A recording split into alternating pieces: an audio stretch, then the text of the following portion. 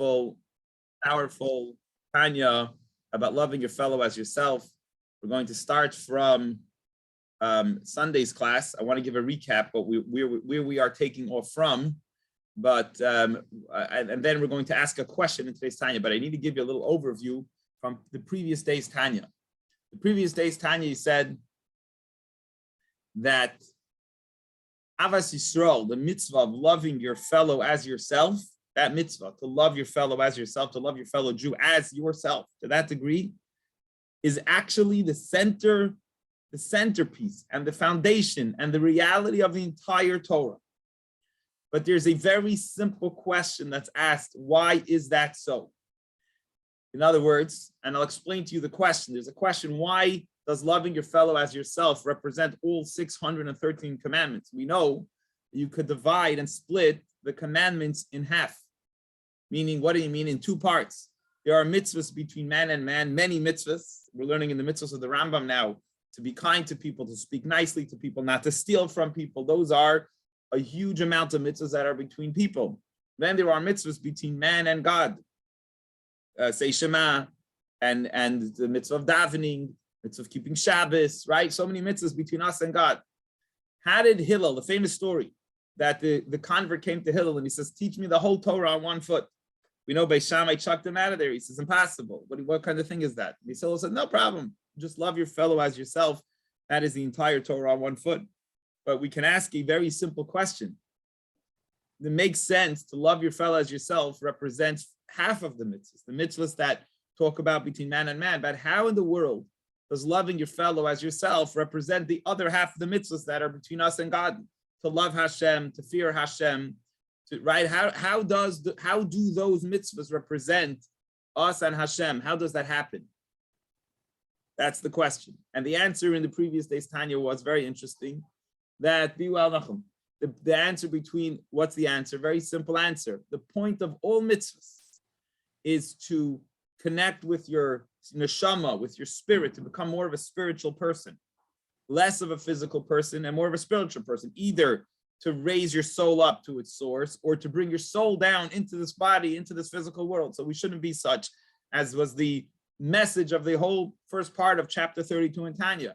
How can you love another person? If you're more of a spiritual person and you care about the soul, it's much easier to love your fellow than if you're more of a physical person. And therefore, being that to love another person, you must focus on your soul and cannot focus on your body. That ability to come to love another person by focusing on your soul and not focusing on your body represents the goal of all mitzvahs, even between man and God. Because what's the point of all mitzvahs? Is to bring our neshama more down here, raise our body up to become more spiritual, become more spiritual people, not to be so mundane, but to be more spiritual. And that's the key. That's how you get to loving your fellow. So loving your fellow represents the idea, the message of the whole Torah, to be more neshama people, more soul people, than being more about the body, for less about the body and more about the soul. And therefore, you have to love your fellow as yourself is a central piece to all of Torah. So Alter Rebbe is going to ask a question today that we do find a statement that says sometimes you should hate another person. And it's going to really explain what does that mean, because it doesn't, with all the love that we talk about, what does it mean and when? And he's going to say, obviously, it's almost very infrequent and very, very specific cases that you could do. I'll give you an example. We had in our Saturday night learning, which we learned the Kitzur, the Jewish law, we spoke about it there. And we said that there are people, sometimes a missionary who is a person who their job is to convince other Jews to do Torah mitzvahs.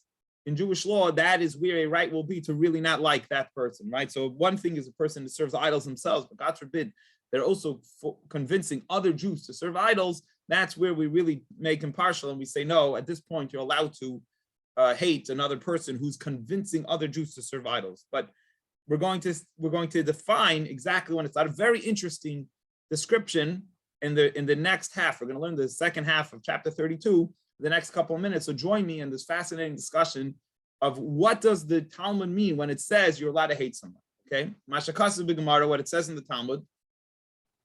And here he quotes the statement, and then he defines it. Shemisha roya b'chaveri. Here's the quote: that someone who sees in their friend, they see in their fellow, their friend, shachata, that they sinned. It says in the Talmud, this seemingly, questionable statement, which we might question, mitzvah l'snoisoi, that it's a mitzvah to hate him. The Gamaloimer l'Rabba Yishisnei went tell his teacher that he should hate him too. Again, I'm going to quote unquote. One sees his friend sinning, he should hate him, and he should also relate the fact to his teacher, so he too will hate him. Now, this flies in the face, seemingly, in the obvious front. This statement flies in the face of everything we've been learning about in general in Chassidus, and specifically in Tanya the last few days, that you have to love your fellow as yourself. And everyone has a soul, and you don't know the soul he has. So how could the Talmud make such a statement? So number one, he's going to, what's the word here? He's going to qualify that statement. Number one, the term used in that statement is bechavero, his friend, b'torah b'mitzvahs, in Torah mitzvahs. So any Jew that hasn't been raised with a good Jewish education as yourself, as a scholar himself, we're not talking about them, obviously. They were never raised. They never went to yeshiva. They never had a good Jewish education. Their parents never raised them. They didn't grow up in a community. They're not great Torah scholars. Obviously, such a person, the Gemara is not talking about. It's talking about talking to a Torah scholar who his friend and equal to him, who is also a Torah scholar, started to sin. So obviously, it's not talking about 99.9% of the people. That's number one. Ukavarkiyim by mitzvahs. Number two, you have no right to hate him until you fulfilled another mitzvah, which we also learned in halacha class Saturday night. You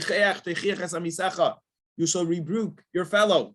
Did you try to do, even if it's your friend, and he's a scholar, and he knows it's wrong, and he starts to sin? Did you try? Did you try to tell him, have an open conversation with him, sit down with him for coffee, and go over to him and say, you're a Torah scholar, you're a learned person, you need to be, you know how important it is to do the mitzvahs and listen to Hashem. Did you fulfill that obligation? Even if it's a guy in equal standing with him, did he have a heart-to-heart conversation with him, trying to get him back on the straight and narrow? So a guy who is a Torah scholar, and he's on your level, and you've tried to help him get back on the path, and he's not listening to you, he's ignoring you. As it says in a book called Sefer Charedim, that talks about this thing that you've tried all you can in fulfilling your obligation in speaking to him and trying to get him to change. So that is number two. So number one, we're talking about someone who, maybe you could even add 2 points there. Number one, we're talking about someone who is your good friend. You're not allowed to hate just random people. It can never be a circumstance. Number two, he has to be a Torah scholar. He has to be someone who was raised and educated as a Torah scholar himself. Number three, did you try to do what you can to help him get back to his place? If he's not your friend, and he's not on close terms with you, you have no right. The Talmud is not talking to you and is not saying to you that you should hate this person. So what should you do? You want to know? Love him with your whole heart. Look what he says. How should your approach be to other Jews who are not your friend, who are not, you don't really know them, and they're not scholars? The elderly Hillel said, one should be a student of the famous holy man called Aaron, the high priest, Oyev Shalom, who he loved peace with his whole heart, Oyev Esabriyos, and he loved all creations, no matter who it was, the lowest of the low, Umakarvan La Torah, and then, maybe then and only then, will you have a chance to bring them close to Torah. God forbid not to use the hating element that has to only be with love. Loimar saying, even if it was a person, what was the Aaron style? You have to be a student of Aaron. What does that mean? Even if there's a Jew who is so far away from the Torah of Hashem and service of Hashem, the lowest of the low Jew could say, like, he's just a mere fact that he's a creation of God. He doesn't know one mitzvah. He doesn't know one drop of Torah. He doesn't care about the Torah at all. You want to know what your relationship with him should be? You have to love him. You have to make strands of love, deep connections of love with that person. And then maybe by some chance, if you do what you need to do, you can never force anyone. Everybody has their own free will. But maybe by some chance, if you follow this method of being like Aaron, you will bring him close to Torah. So he's qualifying, I don't know what the word is, qualifying the statement in the Talmud that says it's a very specific case. 1 out of a million people, maybe you could have that kind of category. And let's say you love him. Imagine, so you're dealing with this Jew. You show him tremendous love, and he still doesn't come back to Judaism. No problem. You still fulfill the mitzvah of loving your fellow as yourself. So even in other words, your goal doesn't just have to be I'm loving him in order to bring him close to Torah, because even if you don't succeed, guess what? You still did the mitzvah of loving your fellow. So you and the other Jew needs to have one approach. This statement in the Talmud is not relating to you that you should hate a person. Your approach to all 99.9% of their cases and all people has to be with loving the person. And even in that one, and that was going to qualify it even more. Even that 1%, 1.1%, that there was a person who was raised with Torah mitzvahs and he's a scholar as you, and he is your best friend. He's your really good friend, and you tried to bring him back and he didn't, which is almost impossible. Even that guy. And they still, and with all that, he still didn't return. Even that guy, that 0.1% that it's a mitzvah to hate him, you should know, it's fascinating analysis here. Mitzvah la'avam gamkein, at the same time, there's a mitzvah to love them. You have a mitzvah to hate the person, you have a mitzvah to love them. How does that work? How could you hate that 0.000.1%? How 1.000%, whatever? How is it possible to love somebody that you hate? It's possible to have both. A beautiful analysis here. You're only hating the bad in them. Beautiful. Even when you're hating, even that 0.1%, that it's almost an extreme impossible case that you have to hate. You're not even hating them. You're only hating the bad that's in them. The Av, at the same time, you love them. It's and the love is, you always say, what about the godly soul? They still have a godly soul. You love the godly soul that's in them. That is the spark of God that's in them that gives vitality to their godly soul. So you never, even that 1% or 0.1, whatever the 0.1%, even that tiny slim chance, even that guy who is your best friend, and he got all the Torah education, and he's turning off, and he went back, and you tried to help him, and he still doesn't want to come back, and the mitzvah to hate him, it's only the bad in him. You don't even hate it, you also love at the same time. You love him because you love the godliness in him. And he says a beautiful message right here, finishing with this idea. How do you get sometimes to love somebody who you hate in general in life? It's a beautiful idea here. Through having rachmanis, through mercy. A lot of times people in life, you hate them, you can't stand them, whatever. Hopefully we don't hate too many people in our lives. But there's a way, if you want to love them, you can flip something. You could say, I have rachmanis on them. They're unhealthy. So they're doing these crazy things that are bothersome, that are annoying, they're bad, mean, whatever things. Have rachmanis, have mercy on them. And all of a sudden a light switch will go on in your brain.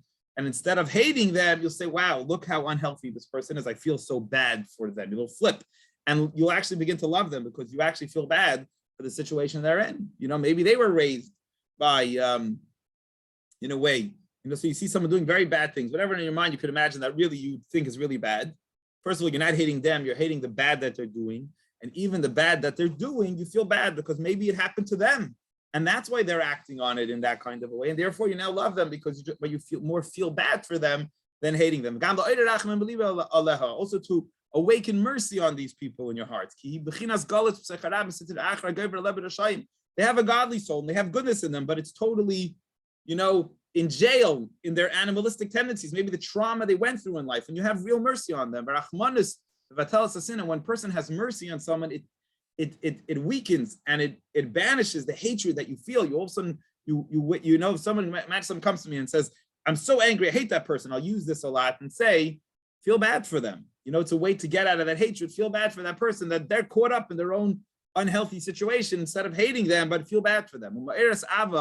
And when you have mercy on someone, it awakens the love back to that person. He says, Yaakov of our forefathers represents the idea of mercy in life.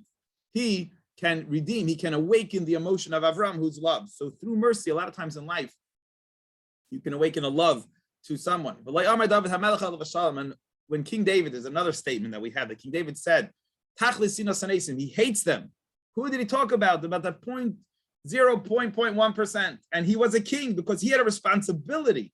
The Rebbe explains it like this. The king has responsibility. Imagine, sometimes when there's people convincing other people to do bad and you're in charge, you get very bothered, right? Because you're in charge. You have to oversee the country. King David's seeing the country and he sees these heretics and these people, and they're convincing other people. The negativity they're bringing in is very bothersome. So only in that 0.001%.